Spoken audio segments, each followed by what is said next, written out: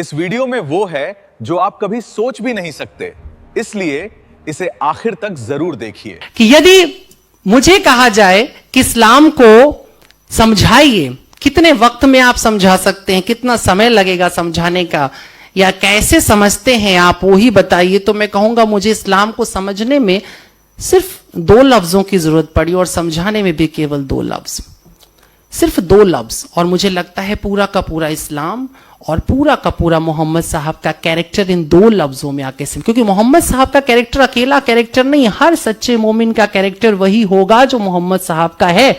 और यदि वो नहीं है तो मुझे लगता है वो दूध से तीज का, तीज से चौथ का चांद हो चुका है, अभी वहां नहीं पहुंचा है जहां पहुंचना है।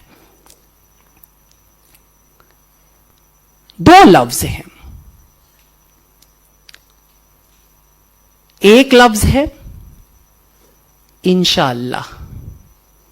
आमतौर पर यह तकिया कलाम की तरह मुसलमान इस्तेमाल करता है, कहता है इंशाअल्लाह, और खासतौर पर जब उसे पैसे वैसे वापस करने हो तो जरूर बोलता है इंशाअल्लाह कल दे दूंगा, आप समझ लेना कल तो नहीं मिलेगा। लेकिन उस मुसलमान के पास आते हैं जिसने दिल से कहा इंशाअल्लाह और दिल से कहता है इंशाअल्लाह।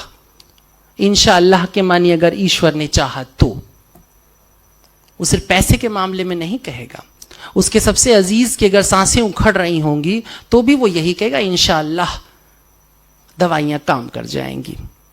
बात को बड़े सामान्य से लफ्ज में पैगंबर साहब ने कहा इंशाअल्लाह मैं नहीं कर सकता हूं, यदि ईश्वर ने चाहा तो कर गुजरूंगा, कुछ भी कर गुजरूंगा, दरिया खोद दूंगा, मैं पहाड़ तोड़ दूंगा, मैं चांद को 2 टुकड़े कर दूंगा इंशाअल्लाह। एक लफ्ज है। और दूसरा लफ्ज नदी का दूसरा किनारा है, वो है अल्हम्दुलिल्लाह। जब भी कुछ अच्छा हुआ, जब भी कुछ बेहतर हुआ, जब भी कुछ घटा और लोगों ने तुमसे आके तारीफ की कि बड़ा अच्छा काम तुमने किया, तो तुमने कहा शुक्र है अल्हम्दुलिल्लाह। मैंने नहीं किया, वो ईश्वर का शुक्र है, उसने कर दिया।